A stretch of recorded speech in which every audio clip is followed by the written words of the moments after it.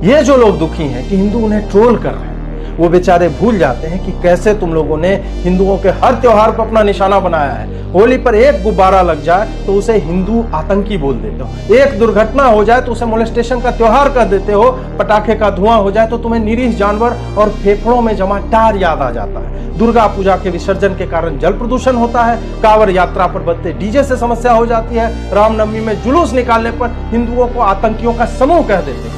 बहुसंख्यक हिंदू सहता रहता है क्योंकि वो अपना उत्तरदायित्व जानता है। वो अपने ही सामूहिक रोष से डरता है कि यदि वह उठ खड़ा हुआ तो दृश्य कितना भयावह हो सकता है। वो डरता है कि ट्रेन के डब्बे में आग लगाने के बाद क्या हुआ था, दिल्ली में 2020 में क्या हुआ था। वह स्वयं के ही उग्रता से डरता है, इसलिए प्रतिकार नहीं करता, जिसे तुम कायरता समझ लेते हो। वो तुम्हारे नमाज के ट्रैफिक में फंसता है, वो तुम्हारी सार्वजनिक पशु हत्या और उसके चमड़ी रक्त हथौड़ियों को फैला देख करके सहन करता है। वो तुम्हारे बाइक स्टंट को सहता है, वह तुम्हारी वैश्विक बमबाजी को सहता है और तुम्हारे साथ ही कहता है कि आतंक का कोई मजहब नहीं होता।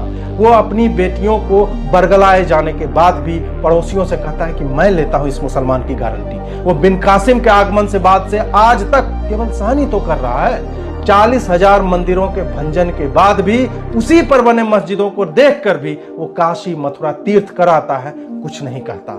सड़कों के बीच, पटरियों के बीच उगी मजारों को सही तो रहा है।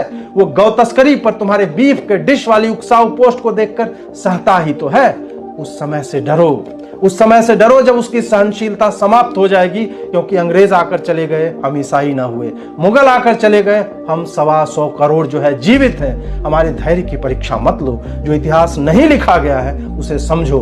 हारी हुई सभ्यता ऐसी प्रचंड बहुसंख्यक हो ही नहीं सकती जिसके 10-12% जो है कायरता से विधर्मी हो गए। सोचो कि उन विधर्मियों के साथ हमने क्या किया होगा कि उनके सत्ता में रहने के बाद भी हम अफ्रीका या यूरोप की तरह सामूहिक रूप से विधर्मी ना हुए। हमें विवश मत करो।